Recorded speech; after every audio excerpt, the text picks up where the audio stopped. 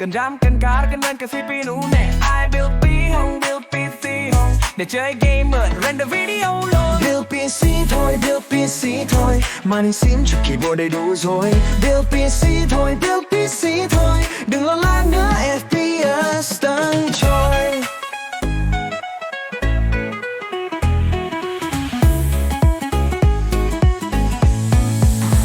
I build PC không, build PC không. SSD nhanh, HDD chứa đồ. I build PC không, build PC không. Quạt RGB kể xinh sáng lấy cả phòng.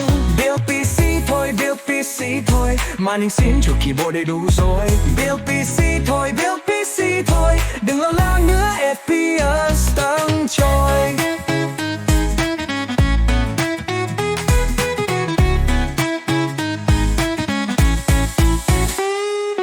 Nhấn nút Power PC khởi động right. Màn hình sáng lên cảm giác thật tuyệt vời. Streaming, gaming, làm việc đều on. Build PC xong rồi cuộc sống thăng hoa.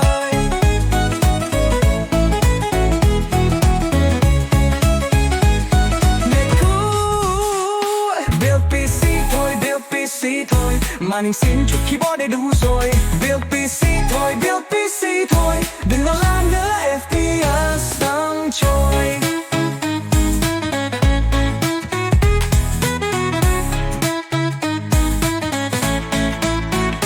Build P home, build P home.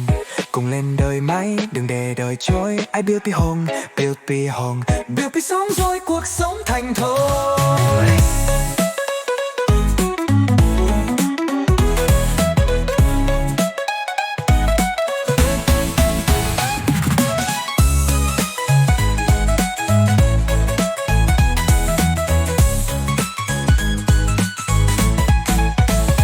Build PC thôi, build PC thôi.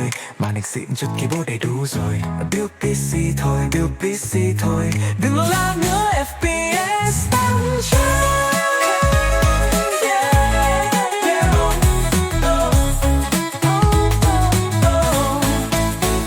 I build PC home, build PC home. Cùng lên đợi mày, đừng để đời trôi. I build P home, build P home.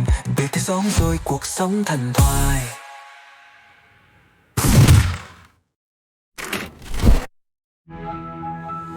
Build PC thôi, build PC thôi. Màn hình xịn chút keyboard đầy đủ rồi. Build PC thôi, build PC thôi. Đừng lo lắng nữa, FPS tăng trôi.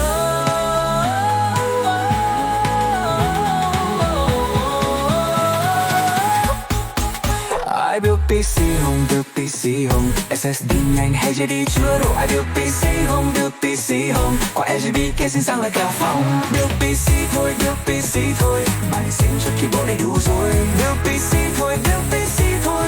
Đừng lo lắng nữa, FPS tăng trôi. Nhấn nút power. I build PC home, build PC home. Cùng lên đời mày, đừng để đời trôi. I build the hub, build the home. Build the sống rồi cuộc sống thăng thơi.